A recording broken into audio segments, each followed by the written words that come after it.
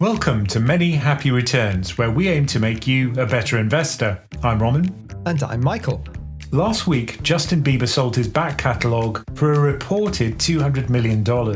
This follows eye-watering sales for megastars like Bob Dylan, Bruce Springsteen and Tina Turner. But why are music rights now the hottest assets on the planet? I want to know whether music royalties deserve a place in our portfolio. And in today's dumb question of the week, what is securitization? Okay, let's get into it. So Justin Bieber's back catalogue has sold for $200 million. Now that is a lot of money, Roman. And I think it's fair to say this is what we would call an alternative asset class. Am I right? Definitely. And this is the kind of movement beyond bonds and stocks into things which also have value, which is an interesting question in itself. You know, what has value? And the idea is that by moving into alternative assets, you've got something which is potentially uncorrelated to bonds and stocks. Interesting. Because people always talk about a diversification bonus if you can find something that's not correlated to the major asset classes. But as we know, it's very difficult to do that. And often when things are said to be uncorrelated, it just takes a market shock to kind of make it clear that actually it's not uncorrelated at all. That's what people say, isn't it? Correlations go to 1 in a crisis. Yeah, or -1.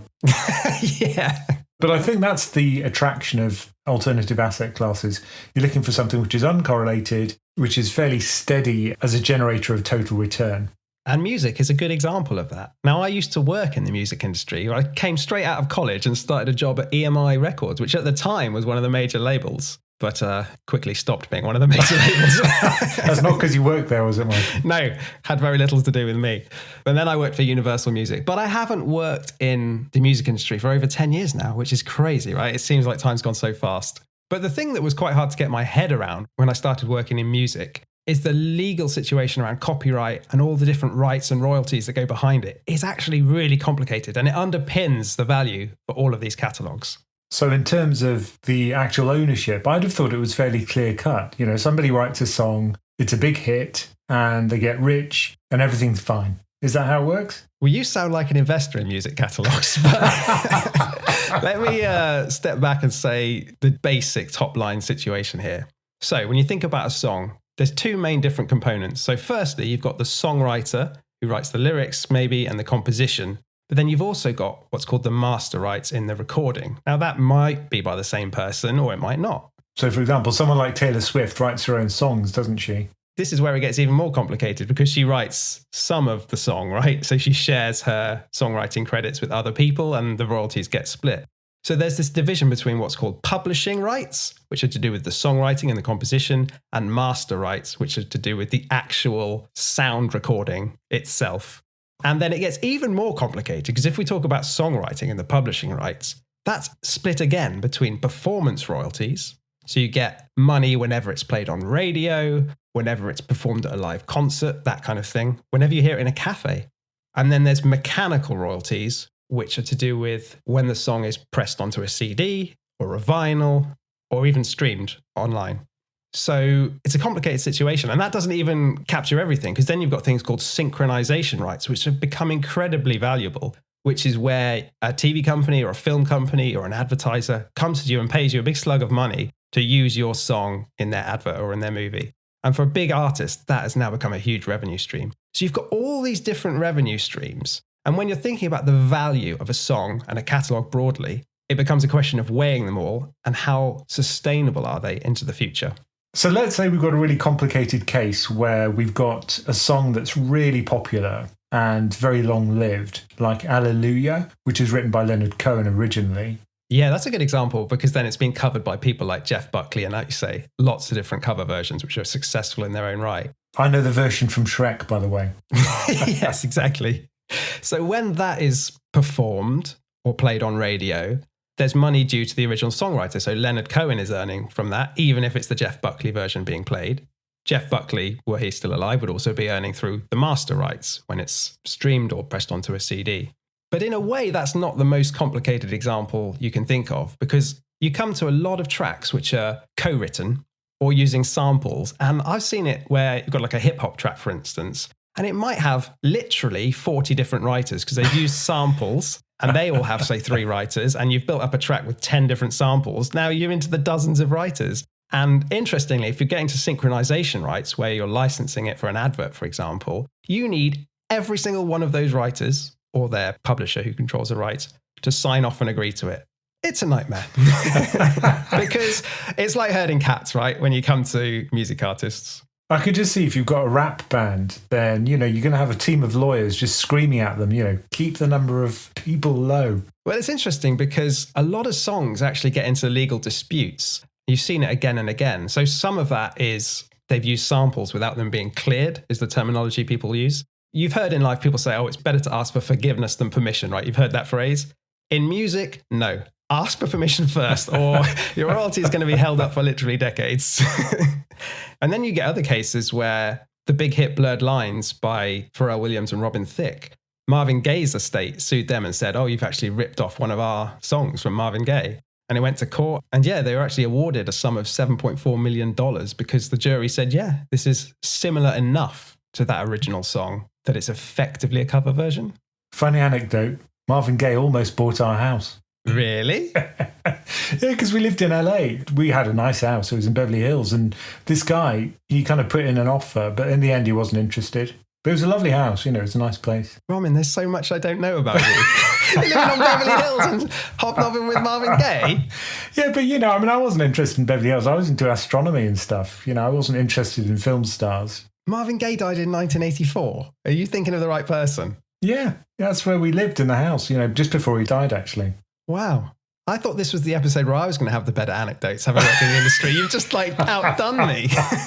But I wasn't interested in Marvin Gaye either. I like classical music, so it wasn't really exciting for me. Oh, you like music that's like 400 years old? Yeah. Which is interestingly out of copyright. So that kind of brings us on to the nice question of copyright, which underpins everything here. So what is copyright? So the way I understand it, it's a kind of government-granted monopoly. If you produce something, then they kind of protect your rights for a certain period of time. Yeah, I think that's the best way of looking at it. And how long does it last? Well, for songwriters, it's 70 years after an author's death.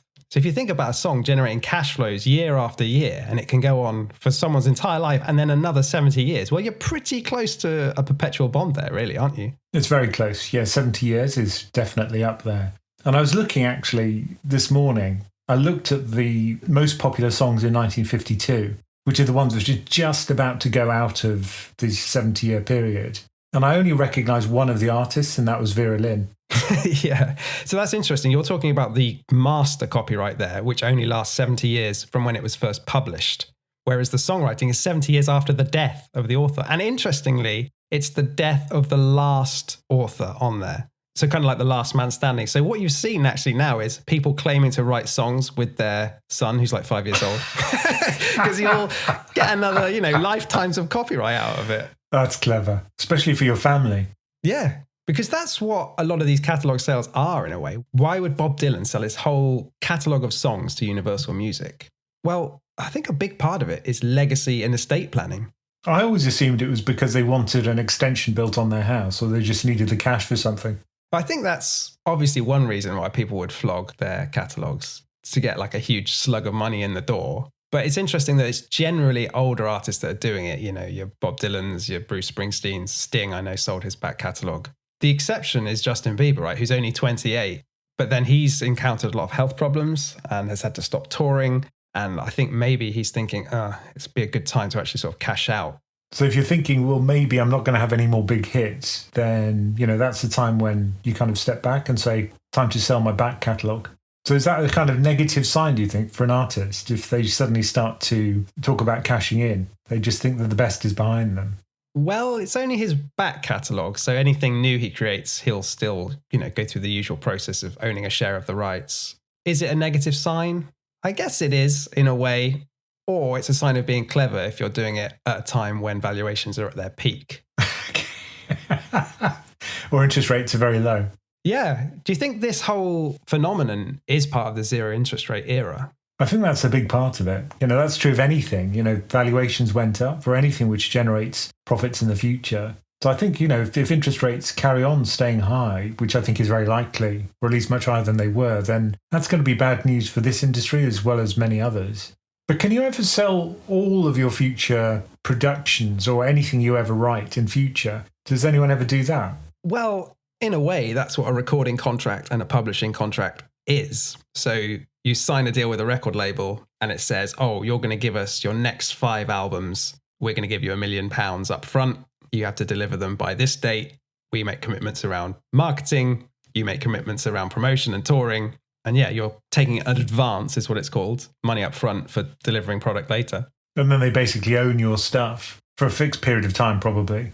Yeah, so in the case of the master recording, the record label owns it, generally owns it outright, which has been a big dispute, right? So a lot of artists want to get their master rights back. I say back, but they never owned them in the first place. So Taylor Swift actually bucked the trend here. So what she did when she fell out with Scooter Braun and her record label, who owned all her masters, she said, well, I'm the songwriter in a large part here. What I can do is just re-record all of my albums, create new masters, and then I'll own the new masters. Did it work? Now, usually record labels have contracts which kind of prohibit that kind of stuff, but there's like loopholes. And Taylor Swift's in this position now where she's done that and is encouraging fans to listen to these new ones I've recorded. Forget the old original versions. Well, surely the company's not too happy about that. I don't imagine he is, but I think Scooter Braun actually sold the master rights on and got ahead of the game. But it's interesting. Like you say, we think of this as a creative industry, but so much of it is lawyers and accountants. So we're talking about 2 different types of company here, aren't we? We're talking about companies that buy back catalogues, and we've got companies which buy current artists. So I guess it's kind of like seed capital from venture capital companies versus mezzanine capital for someone that's already established. Is there a kind of analogy there? I think so. So the traditional record labels, Universal Music, Sony, Warner, these big titans who do something called A&R, artist and repertoire, where they sign new acts, they try and build them up, they promote them, they try and make them the next megastars. They're quite dismissive of these new companies that are coming along and buying out big legacy act catalogues. So like Hypnosis songs, which we'll come on to in a bit. And I think I've heard the phrase used where they just call them checkbook publishers. And yet from an investment point of view, you probably think, well, the safer company is the mezzanine capital, the stuff which buys established catalogues. You'd think so, because how do you value a catalogue, right? Let's say Bob Dylan walks through our door and says, I'm looking to sell. How would you go about thinking, what offer can I make to Bob Dylan? But the way I think about it is Bob Dylan going to stay popular? So will people still be listening to his songs in 20 years? And I think they probably will. Some of them are, real bangers. If that's the case. Bangers. I don't know if anyone's ever said that about Bob Dylan, but I agree. They are. I think, that's what I'd think about. How long is he going to stay popular? How popular is he right now? Then you'll get a kind of decay of the cash flows over time, I suspect, as he gets older and less relevant to people nowadays. So like you say, the key is the cash flows, right? And typically how I believe it's done in the industry when you're looking at an artist back catalogue is you'll take an average of their royalty income over, say, the last 5-7 years, whatever you can get your hands on. And then you'll basically offer some multiple of that in simple terms. So for a major artist who's got a long history of being successful and you've got stable cash flows over time, like Bob Dylan, it can even go up to something like 20 or 25 times as a multiple, which seems high, right? I'll tell you another thing that would worry me is that nowadays you've got this thing called cancel culture. And what if Bob Dylan suddenly came out and said something which was somehow perceived to be, not popular? Immediately, he could go from someone that's quite popular to someone that's kind of repudiated and people would boycott his music. So I think that would be another thing I'd consider, which is the kind of risk of curtailment of the cash flows. Yeah. And I think it's kind of analogous to the idiosyncratic risk when you're thinking about equity in a specific stock. Like what could go wrong for that specific company? Now, yeah, like you say, you could have a scandal. I'm thinking of someone like Michael Jackson here. Now, his catalogue is still really valuable, but probably a lot less than it was before, the revelations and the documentary after he died. And there's other examples. So you could have an artist who is very creative, but is willing to sacrifice commercial return for their integrity. Yeah, you do see a lot of this. So, for example, Neil Young is very outspoken. He got into a feud with Spotify when they were promoting the Joe Rogan podcast, and he had people on there talking about being anti-vax. And I think Neil Young pulled all his music off Spotify, which he had the rights to do. Now, if you're the publisher owning Neil Young's catalogue, you're probably tearing your hair out. I imagine. So the analogy here is really strong with something like a credit portfolio, where ideally you want seasoned credits. These are companies that have been around for a while, have been around the block, and you kind of know that these bonds are going to be okay. So you have seasoned credits and you diversify across different issuers. So it's kind of like a credit portfolio in a way. Yeah, I can see that. Some of the companies that are getting into buying catalogues over the last 5 years, like Hypnosis, they're doing exactly that. They're building a portfolio of lots of different successful artists, knowing that one or two are either just going to become unpopular over time. Their music's not going to be passed from generation to generation. And then, yes, some of them are going to become unpopular for less savory reasons, probably. It is the music industry after all.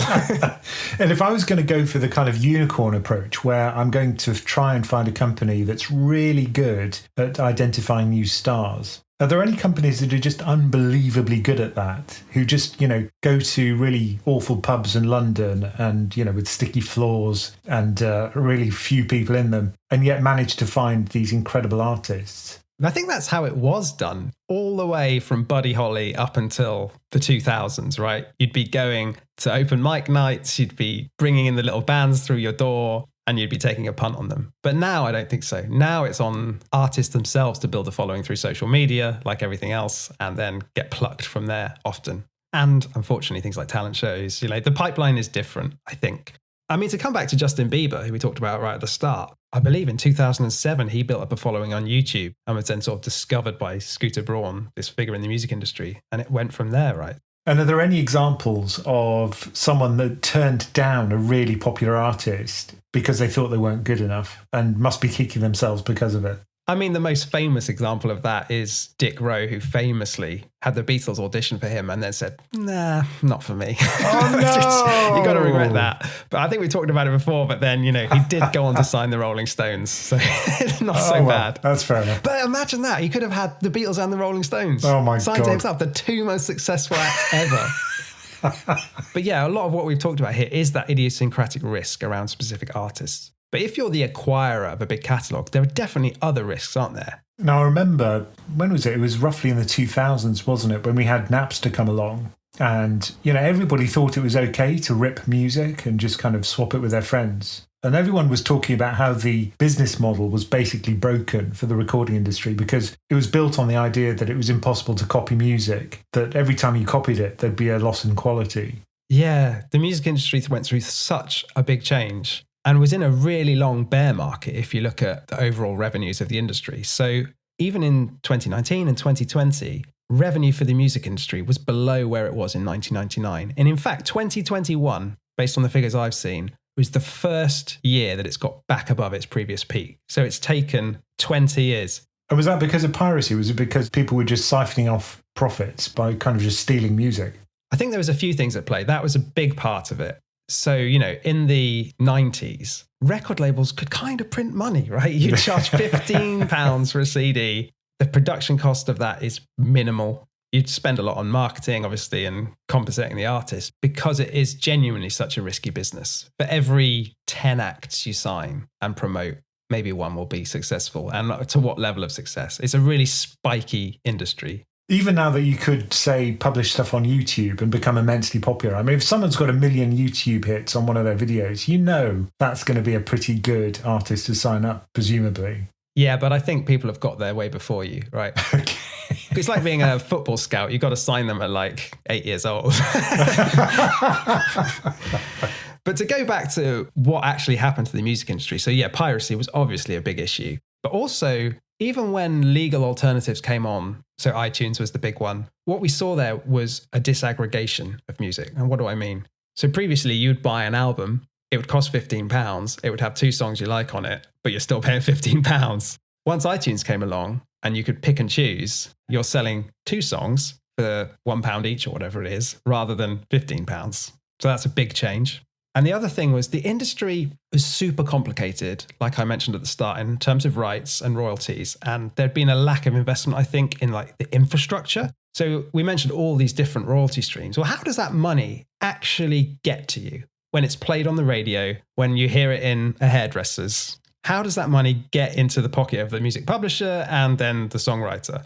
Well, there are these big administrative bodies called collecting societies. And their job is to take all the music and license it to people who want to use the music. So if you're a cafe, you buy a license from PRS and you can play whatever you want in your cafe. If you're a radio station, get a license. And then these collecting societies, so in the UK, it's the Performing Rights Society, bring all this money in. They have the big database of who owns every song, and then they pay it on. But the databases have never been that great. In the UK, they're pretty good now. But around the world, less so. If your music's been played in a cafe in South America, is that money going to get to you? And how long is it going to take? Right? That's always the question. So if a radio station plays a song, they have to report that to the PRS in the UK, for example. So it depends on the radio station. Your big stations, like BBC One, BBC Radio 2, they literally report every song they play. And if you want a sense of the income, a single play on BBC Radio 2, what would be the equivalent number of streams on Spotify, say, for a songwriter to earn the same amount of money as one play on Radio 2? I'd say probably 100, 200,000 people listen to it, maybe even more. Romin, you've got it spot on. 200,000. Oh, that was a good guess. Yeah, very good. I bet they're just hoping that the DJ's going to play their song. So if you're a big radio station, you're literally reporting every song you play. If you're a smaller one, a local radio station, it's done on a sample basis. So they might sample 90 days, for example, across the year. And if your song happens to get played on one of those days, woohoo! It's like it's prorated up to being played many times more than it was. How about a nightclub? I mean, if they play a song, how does that work? Yeah, so they should generally be reporting every single song. And that's why it gets really complicated, right? Because all the live gigs that happen around the world, the set lists from them have to be submitted to the local copyright collecting society. And then when the artist has just scribbled down, I played a song called Sorry, without any more detail, the collecting societies are like trying to match it in their database. I've got 50,000 songs called Sorry. Which one did you play? And so there's a lot of money that just doesn't flow through. It's getting better all the time, but there's been a big focus on it. So we're talking about reasons why the music industry struggled. Piracy, the big one. Disaggregation, the second one. But then just this really boring thing about administration and getting the money from the customers all the way to the rights holders. So if I look at the graph of music industry revenues, this is a period covering 1999 to 2021. It's interesting that it's just falling from 1999 to 2014. And then suddenly it stages a massive comeback. So what happened in 2014? Well, that is really when streaming became popular and premium streaming was monetizable. So if you look at the graph and it's broken down into different sections, you see that physical sales have declined from almost the entire revenue of the industry. I mean, to first order, that's died, right? It's almost zero compared to what it was. Yeah, so it's gone from 25 billion in 99 to around 5 billion now. And streaming has grown to be 65% of the revenue for the industry. Spotify, Apple Music, and all the others have become extremely successful. I just love Spotify. I just remember the time when I got rid of all my physical music collections and just thought, this is great. I've got access to all the music ever written, almost. And I think it's just been great for consumers in that way. So by the end of 2021, there were 523 million paid music subscription accounts around the world. So still a lot of room for growth, but also, they've done really well to get it to over 500 million paid users. And it's interesting what that's done to the industry, I think. So before, in the CD era, music was very much a discretionary spend, wasn't it? It was something you didn't necessarily need, and you just bought a CD when you really liked it or the marketing worked on you. Whereas now, I think it's a utility. Absolutely. And I think the disaggregation point is important as well. Because if you're thinking about buying a CD for $15 or £15, that's a pretty difficult decision. You've got to really like that music. Whereas the barrier to listening to a song on Spotify is zero. Anyone can listen to any song once they've got the subscription. And it is kind of like a utility because it just kind of plays music in the background for many people. And I think in terms of subscriptions that people have, their music subscription is probably one of the least likely things to cancel. And it's pretty low. You compare the music subscription cost with something like one of the streaming video channels, and it's, not that unreasonable. And it's got much more choice, much wider than you'd get for, say, Netflix, which doesn't give you all the movies ever made. Yeah, people often compare the TV streaming services with, Spotify, but they're completely different business models, I think. The TV streamers are hit driven. They need big hits coming through all the time to get people to stay subscribed. Whereas people might subscribe to Spotify and stay subscribed because they just listen to the Beatles all day long. Do you know what I mean? Like, it's a catalogue business. And I just love services like SoundHound or Shazam, which let you identify a piece of music really easily. And then I can add it to my Spotify catalogue. So, for example, recently I was watching The English and they had this brilliant track, Into Dust by Matey Starr. I didn't know the song. You know, I hadn't heard of Matey Starr. Oh, I love that song, yeah. I could immediately add it to my catalogue of songs I like. And what you've done there, Roman, is reinforce my point from earlier that synchronization now is so important to sustaining the life of a catalogue. And the best example recently is the song Running Up That Hill by Kate Bush, which has really reinvigorated her catalogue. So this is a song from the mid-80s and has taken on a new life just because it was used prominently in the Netflix series Stranger Things. I never really liked that song much in the first place, although I do like Kate Bush. Yeah, I like Kate Bush. But a lot of the game now with managing a legacy catalogue, if you're buying it for 200 million or whatever it is trying to sustain its popularity through strategic reissues and a jukebox musical, right? Or, getting it in a prominent series. So there is an active element here. It's not just like you buy a catalogue and sit on the rights and like roll in the royalties, right? You've got to do a bit of maintenance of it. And it's interesting how it works. So, for instance, you wouldn't have thought this, but the song Happy Birthday, right? You always think of it as like a folk classic or whatever that we all sing, owned by the people. But no, it was not owned by the people. No. It was owned by Warner Chappell Music Publishing. And I think up until 2015, when it went out of copyright, and every time it was sung on TV, they would be getting money for that and being paid for it. And it's so funny that if you look at some like soap operas where they have such tight budgets and they didn't want to pay to use Happy Birthday in it, there would be like really weird songs. People would be round the birthday cake about to blow out the candles and they'd be singing something completely random like, everyone have a happy birthday. They'd just be singing something stupid. Feliz Navidad. But now I think it's out of copyright pretty much everywhere. So fill your boots.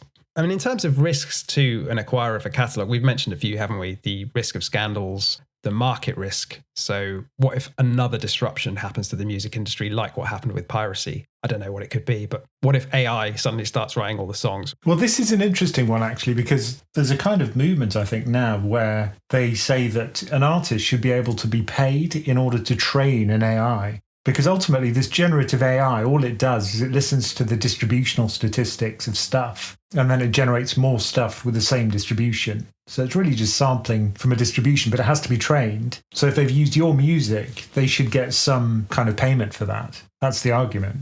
It's really an interesting question to me because copyright laws were generally written hundreds of years ago and have been tweaked a little bit since. But this is a kind of whole new thing which doesn't neatly fall into copyright law. I remember Mozart, he wrote a piece of music where you just roll a dice and it would randomly select bars from this standardized piece of music. He did it as a joke, of course, because he was a genius and that was funny to him. But this is effectively the same thing, right? Well, I think David Bowie, in one period of his career, wrote lyrics by just sort of picking random lines from different newspapers and magazines. But AI is not that, though. It's not random, is it? It's basically taking the whole genre of popular music, putting it through machine learning algorithms and like popping out hits, boom, boom, boom, which, to be honest, is what the pop industry is anyway. But it just had people doing that rather than a machine. You could have argued Stock Aitken Waterman was that in the 80s. Yeah, and Tin Pan Alley back in the early 20th century, where it was literally a production line, I would describe it. You'd have someone working on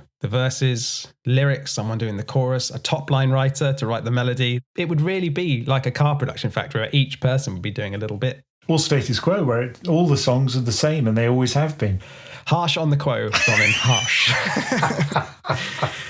But yeah, there's a real point there, which is market risk, right? You never quite know what's going to come along. And the music industry's certainly been through many changes over the years. And the other thing is legal risk. So if you're buying a catalogue which is reliant on a few big hits, then you're always vulnerable to someone coming along and says, hang on, I actually wrote that song and they copied it off of me. And you've seen that over and over again. So Ed Sheeran is being sued again over his song Thinking Out Loud, with people claiming it was somehow stolen. I think it's Marvin Gaye's estate again saying that. And there's a phrase you hear a lot in music, which is where there's a hit, there's a writ. But it's difficult if you write a new song not to be influenced by other people's music. And even unconsciously, you can hear a piece of music and then accidentally churn it up again in your own composition, I guess. Yeah, I mean, I studied music at university, and the whole point of popular music is to sort of riff on ideas that are out there. I have a tough time with these copyright cases. The way they tend to work is you sit down a jury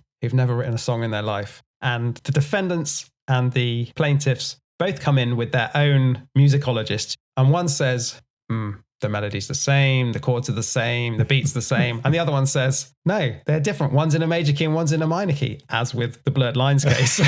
And the jury just sits there and goes, I don't know. It's like tossing a coin. I don't think it's justice. But anyway, I've got sidetracked by a bugbear of mine.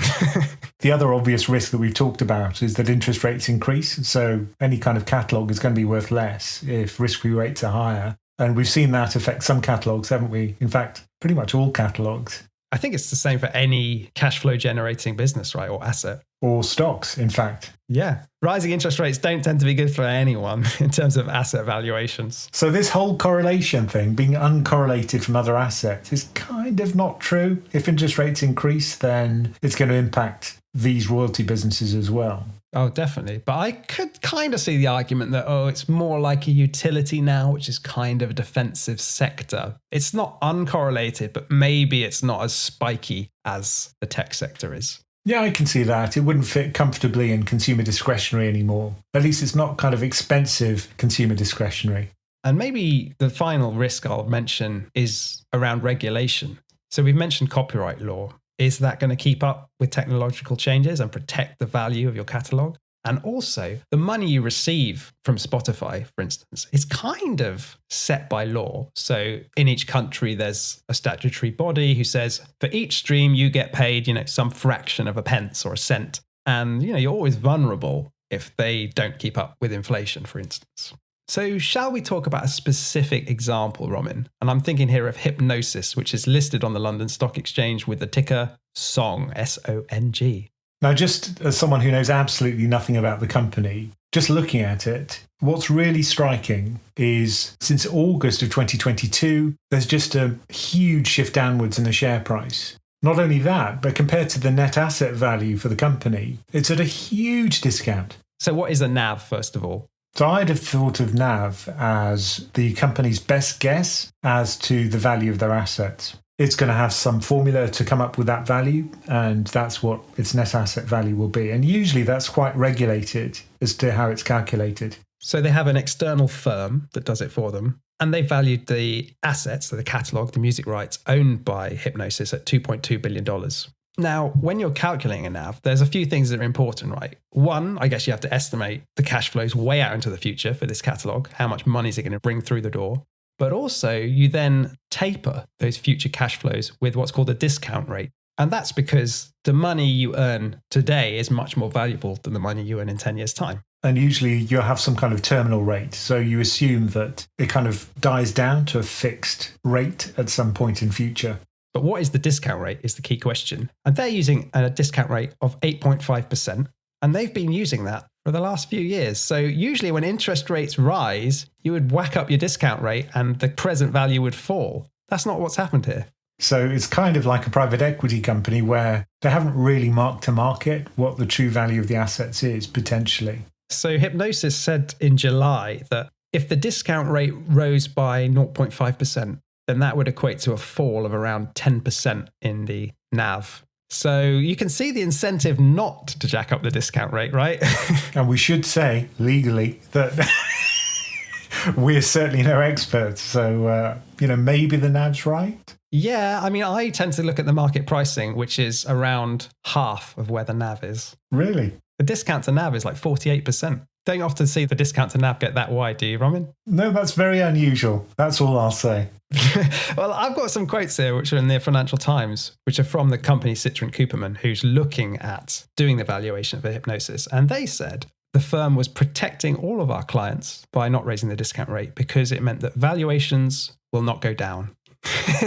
So, yeah, I mean, it's true, right? But is that the right way to do it? You can probably have an argument about that. I mean, she says, we've refreshed our calculation for the current direction of interest rates and the 8.5% discount rate still accommodates for that rise. Anyway, the market's not buying it, right? Yeah, the market kind of disagrees if you just look at the share price. So if you look at the background to hypnosis, just quickly, it was founded by Mercuriadis, who's a long-time star agent in the record industry. He's managed people like Beyonce and Elton John over the years. It was listed on the London Stock Exchange in 2018, and it spent a huge amount of money buying up the catalogues of very successful artists. So they bought a share in Neil Young's catalogue, in Blondie's catalogue, many acts like this. And how did it fuel that growth? Well, it kept going to market and raising equity to go out and then buy a new catalogue. So it was issuing new stock all the time. But then what's happened since the fund traded at this huge discount to NAV is it can no longer really tap the market to raise new equity and go and buy new songs, because effectively it would be diluting shareholders and destroying value by doing that. So it's kind of been frozen in time. So they're at a bit of an impasse now because they can't get new capital. I see they did some share buybacks as well, some pretty big share buybacks. How did they do those share buybacks though? Debt funded. So So I think, that's always a worry if you see somebody issuing debt to buy back their own shares. The other thing I think that's worth mentioning is, like we said, in August 2021, they kind of ran out of firepower. So Mercuriadis, the founder of the company, basically did a deal with Blackstone, the private equity company, where they bought out his management company, which was advising the Hypnosis Songs Fund.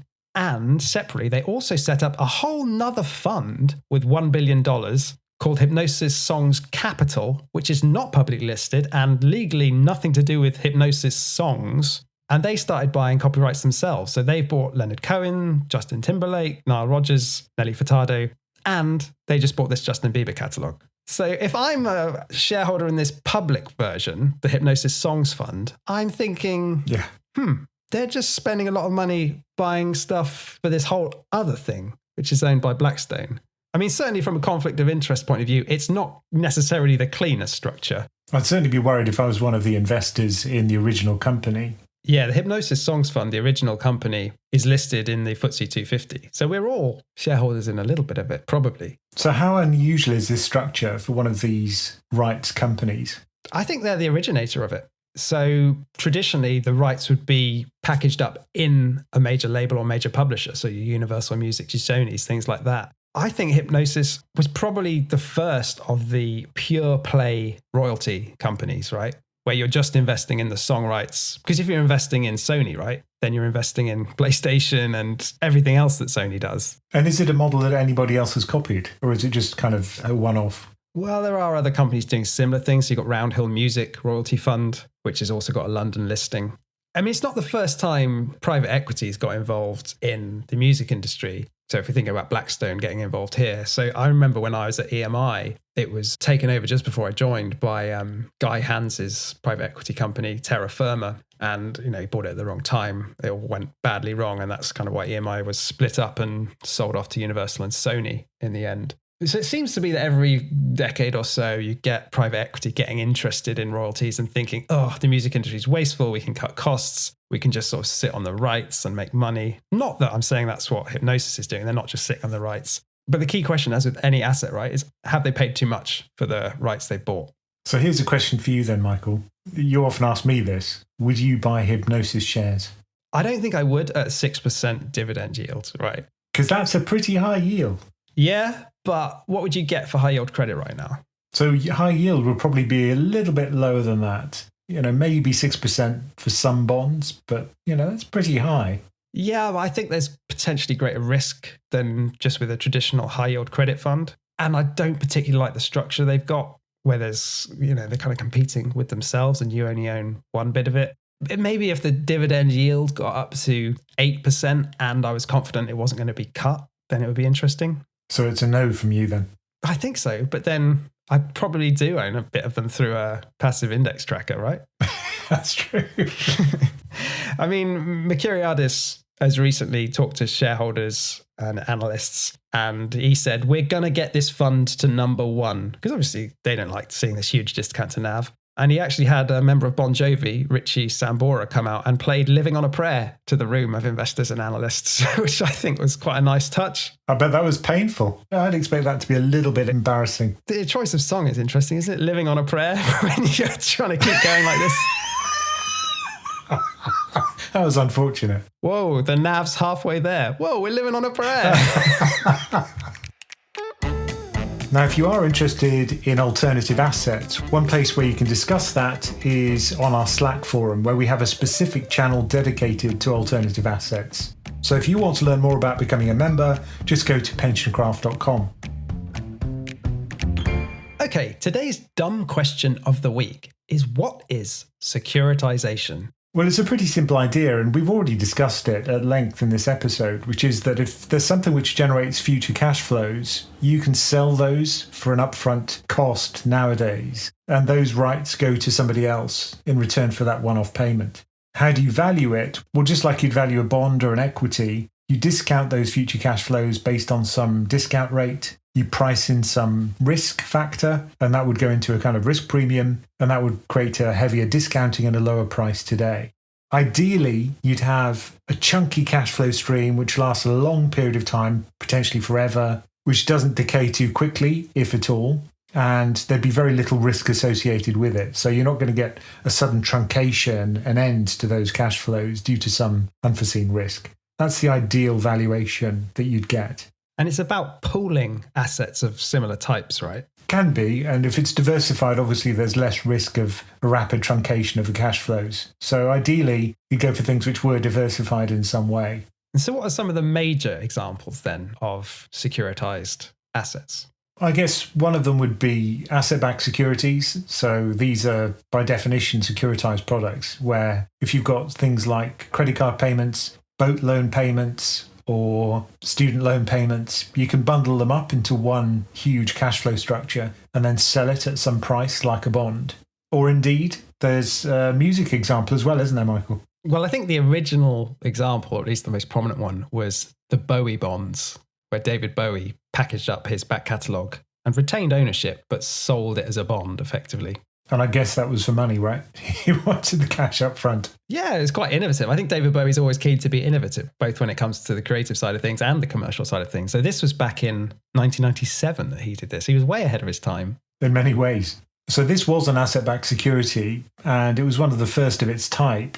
It was actually a $55 million offering at the time, which in today's money looks pretty small. And it had a 10-year maturity and a coupon of 7.9%. So pretty attractive. At the time, maybe not so attractive. 97. Yields were much higher, remember. And it's not just music. So there's all sorts of weird things, I think, you can package up as an asset-backed security. I've heard the term esoteric asset-backed securities, which I quite like. So, J.K. Rowling, if you could have somehow securitized her future royalties, that would have been an interesting one. So book publishing rights could be another thing you could securitize. I've talked previously on another episode about the Greek government securitizing the revenue from some of their museum exhibits. So if you visit the Parthenon, they can securitize that. I mean, some of the weirder things I've come across are peanut syndication payments have been securitized. No idea.